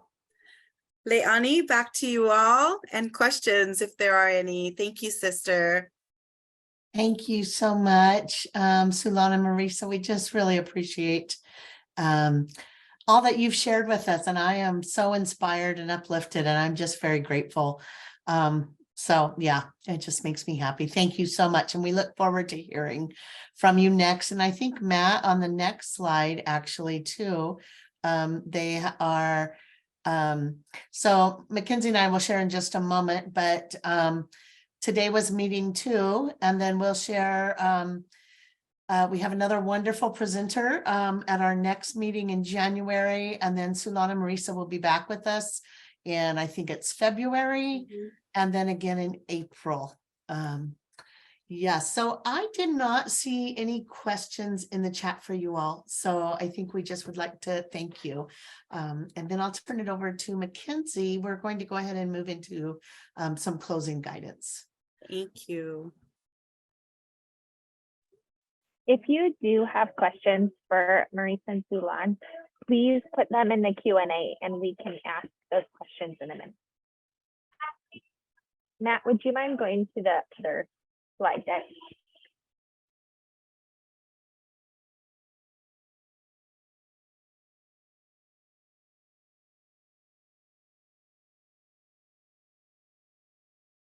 And we will get to the questions in the question and answer box in just a minute. We just have a little bit more information, and then we'll get to the question. So thank you everybody for coming tonight. If you have questions, we do have an FAQ document that we will drop in the chat that might answer some of your logistical questions. But I wanted to give you an update from the last session. Our Zoom capacity, Leilani mentioned this earlier, we had some Zoom capacity issues. So we've transferred everything to webinars so that we can hopefully include every educator that wants to participate. To ensure that you get clock hours, we want to make sure that you register for both Zoom and PD Enroller in order to get those clock hours. Zoom allows you to attend the session, the live session, but you also have to register in PD Enroller. And we can put those links, we'll put those links in the chat in just a couple of slides. We also wanted to mention that to ask you to, when you register for Zoom, save that confirmation email so that you can access that session. This time we've tried to send out the confirmation email again so that you would be reminded, but just in case, it's helpful for you to keep track of that confirmation email when you register in Zoom. Next slide. So this next slide is the series overview. And as Leilani mentioned, we are in the November session right now. And our next session will be in January, on January 17th. And that will be with Dr. Bonnie McDaniel again. The registration link can be found in the SELves series schedule document, which I think Projected just put in the chat. All the links you need to register for both Zoom and PD Enroller are found in that document, as well as the recordings and attestations. So if you missed the session, feel free to watch the recording and fill out the attestation. And yeah, can I just mention that I know a couple of people had asked, we just posted the link to the recording from the October session. So you will now find that in the registration links. So thanks. Thank you, Leilani. Yeah, we had a delay with the processing the recording, but it's posted, so it's all good in that series document. Next slide, please.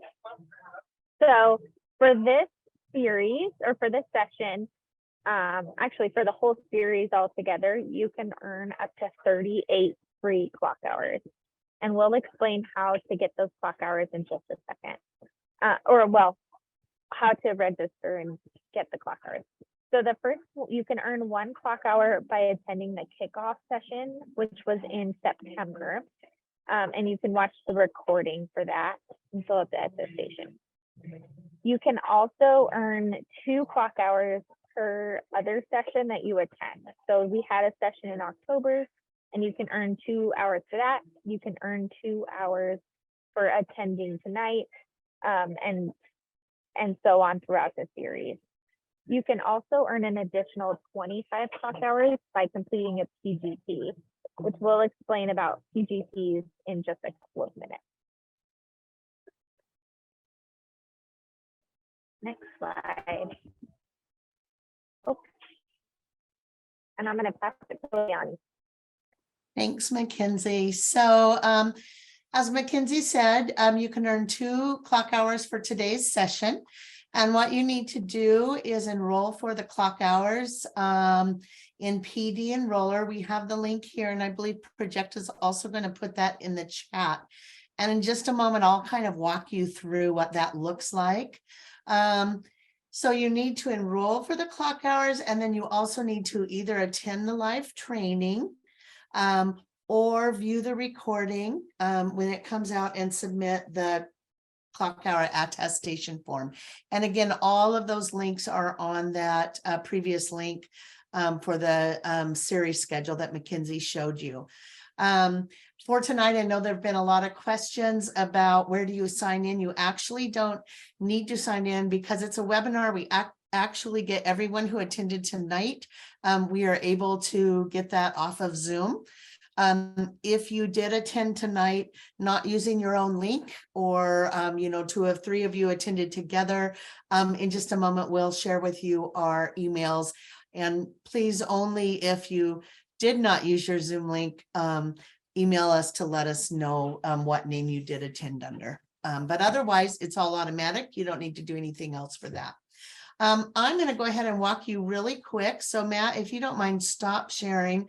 I am going to share my screen and try to walk you through really quick what happens when you click on that link in PD Enroller. And I hope this is large enough for you to see. So when I click on that link, I kind of have left myself signed in, so I will get into my account automatically. If not, you'll go ahead and log in, and then you can click on that link, and it's going to take you directly to the PD Enroller for tonight's session. And you'll see the presenters, the description, and right here, it's going to show you right here, registration. Again, this is the registration for the clock hours. Okay, so this is through PD Enroller. So it's going to come up right there. I'm going to click on register now. And it basically shows me here what I have registered for, tells me the time. I'm going to go to next steps. It verifies that I have registered for that in my cart. It also tells me, so when you register for the other ones, you'll see that you need to gain access to register through Zoom as well. So if you're registering for January or our upcoming ones, you'll also can register right through here on the Zoom link as well. So this basically shows that I have registered. What will happen then typically is I should then be getting an email fairly soon when this information is input, giving me an evaluation to fill out. Once I fill out and submit that, then my clock hours get added to my eCert system. So Mackenzie, is there anything else that you need me to show from this? And I know we'll have some questions in a minute, but I think you're good. If there's questions about how to do this, we can look in the Q&A. Yeah, thank you. But okay. I don't see. All right, so I'm going to stop sharing, and Matt, you could share again if you don't mind. Thank you.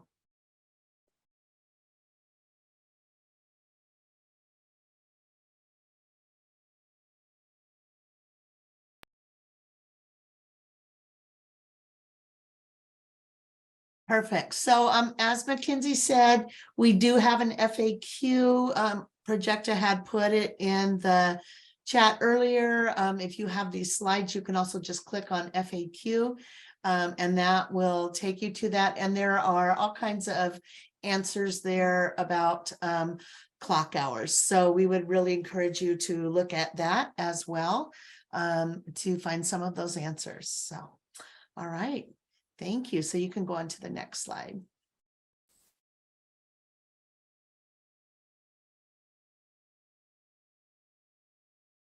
All right. So PGPs, or professional growth plans, are a way that you can earn up to 25 clock hours at no cost.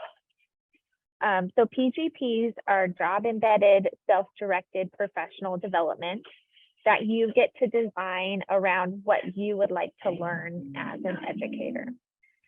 So there are several sections for the PGP, including a needs assessment and a goal section for your own learning as an educator. This is not student goals. This is really a time for you to reflect on your own professional growth.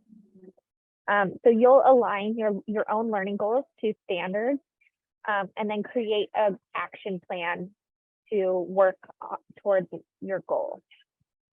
You'll submit or you'll collect evidence, and you'll reflect on your learning at the end of the year, and then have it reviewed and signed by a Washington certified educator.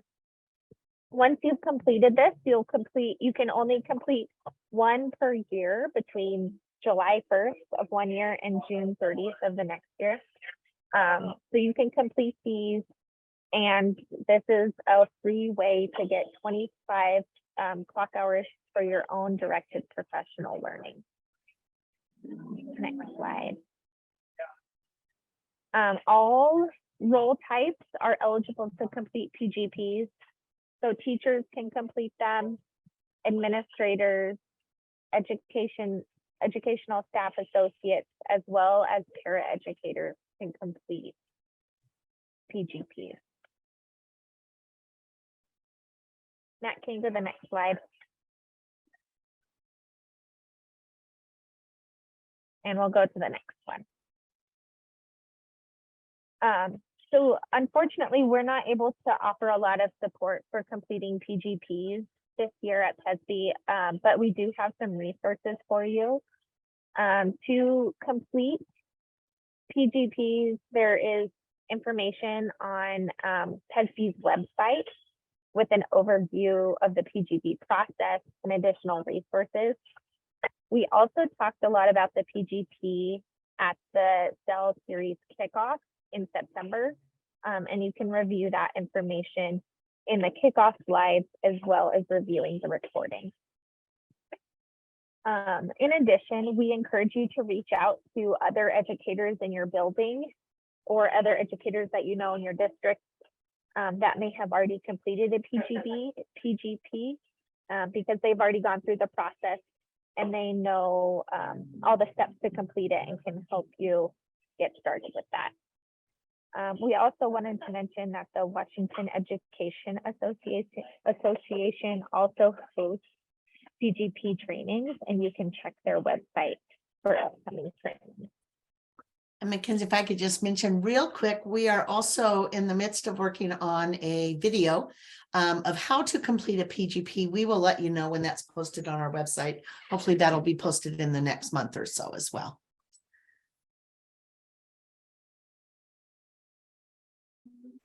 Thank you, Leonie. I also saw that Project mentioned in the chat that all questions in the Q&A will be answered. Yes, we will answer those at the end of the session. So thank you for your patience. We're almost there.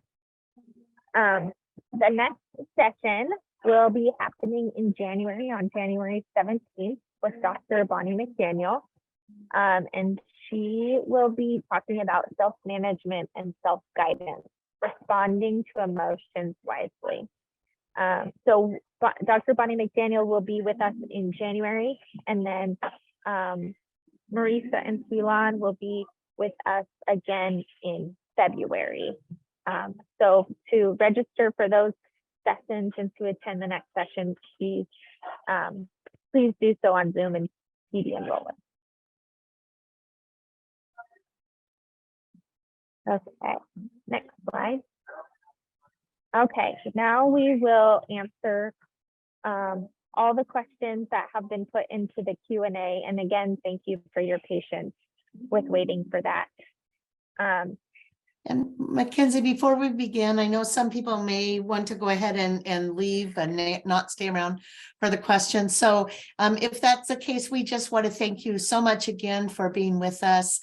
We want to thank our presenters, Marisa and Sulan, for sharing with us and helping us reignite that passion within us and find our own gifts. So really appreciative to all of you. And just by judging from the reactions that you see floating up, there's a lot of thank yous. And so wanted to share that with you. Thank you. And if you would like to stay to hear the questions answered, please feel free to do so. Also, otherwise you're free to go. Please go nourish yourselves, enjoy your evening, get some good rest, and we look forward to seeing you next month. So we will start just a moment here with the questions. So thank you so much. I also just put Leonie and I email in the chat in case you have technical questions. And we can also connect you with Sulan and Marisa as well. Right, and I believe their emails, if you have the slides, on slide 7 is the link to their Canva emails, and on their very last slide is their contact information too. So, thank you. Okay. We're going to go ahead and keep the recording going just because some of these questions might be helpful to people when they are watching this recording. So Mackenzie, do you want to start with some of the questions? Okay. Sure. Yep, I'm going to start with questions that were asked at the beginning of the session. So one question, and this is a question that a similar questions that have come up of if you were not signed in with your school email, or you weren't,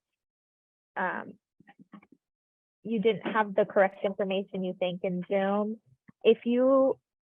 We can look at your email that you used as well as your name in Zoom, and we can use that to verify your attendance.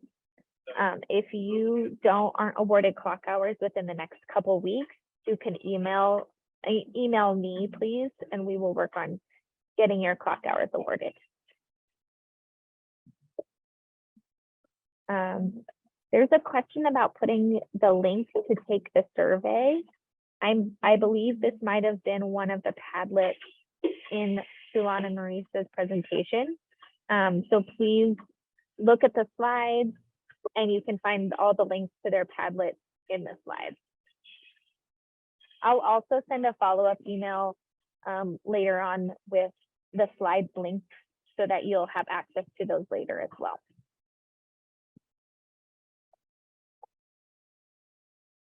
Somebody asked if they joined this session with a link sent to them today. If you've joined today, I see your name and we'll have your email. And as long as you registered in PD Enroller as well, you will receive 2 clock hours. So if you've attended live today and registered in PD Enroller, you will get your clock hours. Again, if you don't get your clock hours in the next couple of weeks, please email me.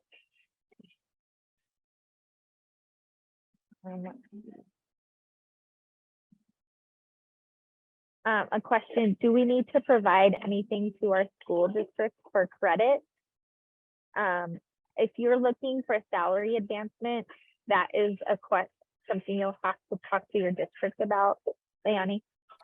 Yeah, sometimes it really depends on the district. Some districts want you to provide clock hour information to them, and they input it in eCert for you. So you really just need to check with your HR at your district or your school administrator. Thanks, Mackenzie. Thanks, Leonie. Somebody's asking about Zoom sign-in. If you are attending now, that means you've registered in Zoom and that you're signed into Zoom. So if for future sessions, please go to the SELves series schedule document, and that you can register for Zoom through those links. Where can I find the attestation form?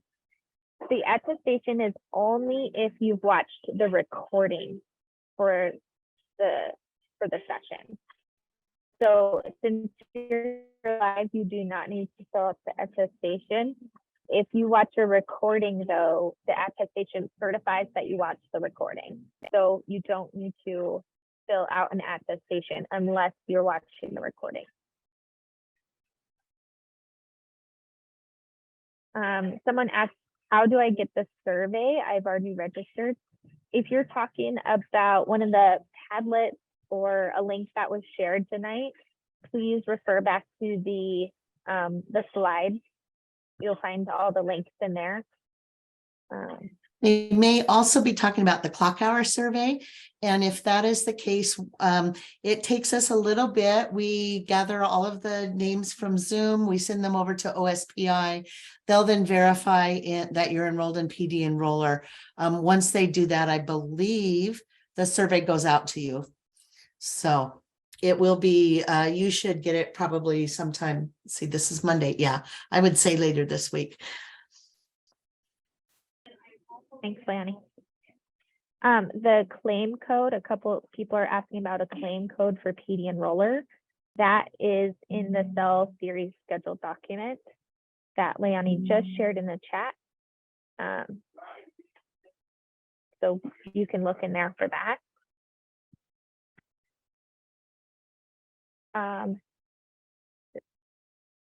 Let's see. If we've already registered for all of the future trainings, do we need to log into PD Enroller to sign up through Zoom as well? If you need, in order to attend all the future trainings, you just need to make sure you're registered in Zoom. So I would look through your emails to see if you've registered in Zoom already for them. And then you can check in your PD Enroller to see if you've already registered. But once you're registered in PD Enroller and Zoom for all future trainings, you should be good to go. Right. And if you've registered for all of them in PD Enroller, but haven't registered in Zoom yet, that link that I put in the chat that says SELves series registration, you can just, the registration links for Zoom are in there. So you can just go there and register there instead of having to go back into PD Enroller as well.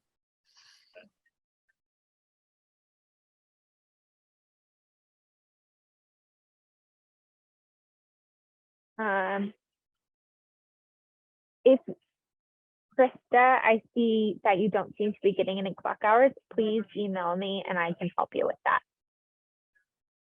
that. Dixie, what is your website to get links to past sessions? Leonie put that in the chat. Right, and that would be that SELves series schedule. If you find that in the chat, that's the link.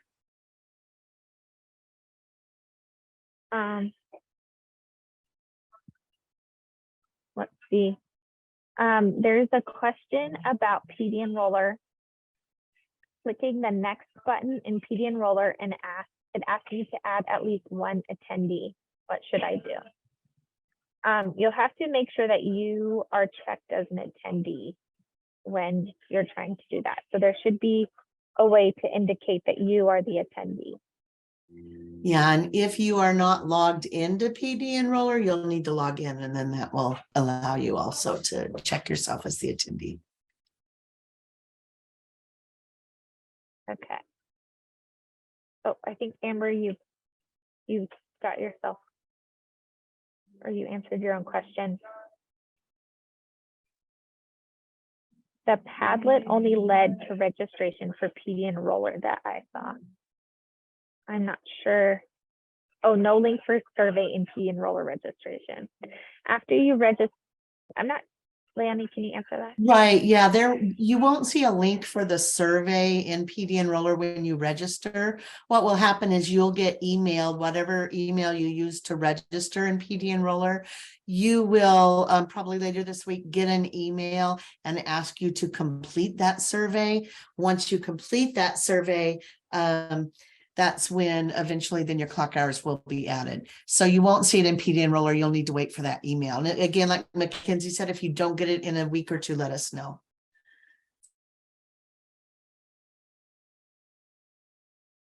Antonia, not a salary question, it's to get credit for GPC. I think we get an e-certificate that we provide to HR. Yes, if you have enrolled in PD Enroller, once your attendance is verified, you will get an e-certificate that you completed you attended tonight. So it's all through PD Enroller.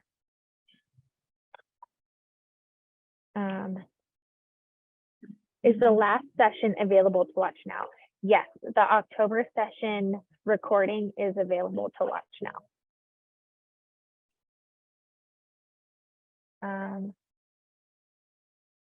Amber said, what do we do if we miss the live session in October? How will we be able to watch the recording and then get clock hours for that? So to do that, Amber, you'll watch the recording, which is linked in the SELves series schedule.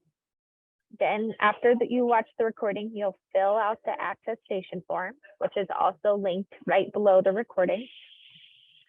And then once you do that, and make sure you fill out the PD Enroller for that session as well.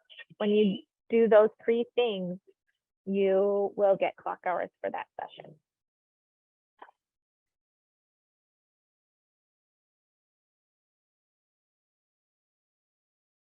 Yes. And yes. So the PD Enroller may or may not ask you for the claim code. Sometimes it does, sometimes it doesn't. So if you need it, great. If you didn't need it, great. You will need to take the survey in PD Enroller no matter what.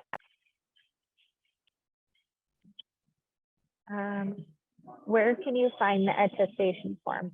If you watch the recording from September or October, the attestation form is linked right below the recording on the SELves series schedule document. Okay. Okay. Cheryl says, I attended this session, but attended and confirmed boxes in the clock hour checklist are not checked. How would I move forward? That means that I have not verified your attendance with OSPI yet. So tomorrow or the next day, I will talk to OSPI and tell them that yes, you attended today, and they will check that box for you. So you just have to wait a couple of days for that box to get checked.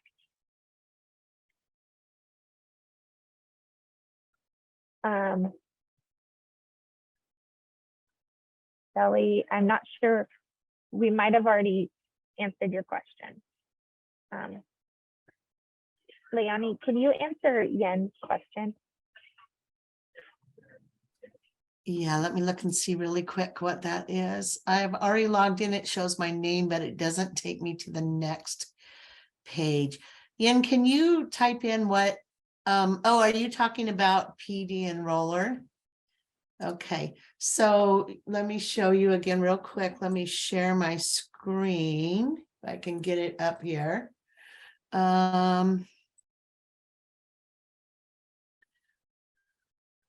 So Yen, if you've logged in and then click on that link, we can put that link in the chat again for PD Enroller for tonight. Once you click on that, it will take you to this page.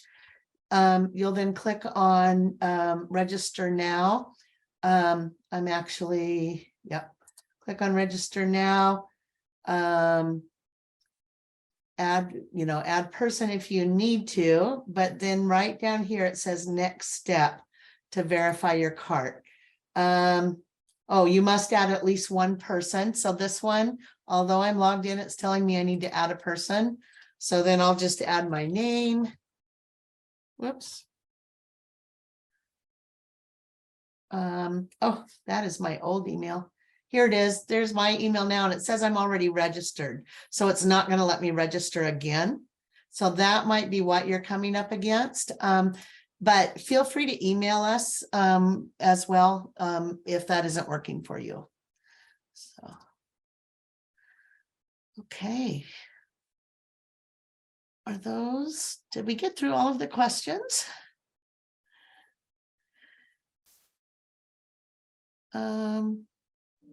Yes.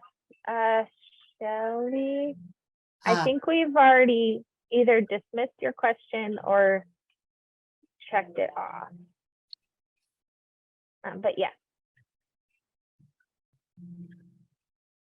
All right. Thank you, Jen.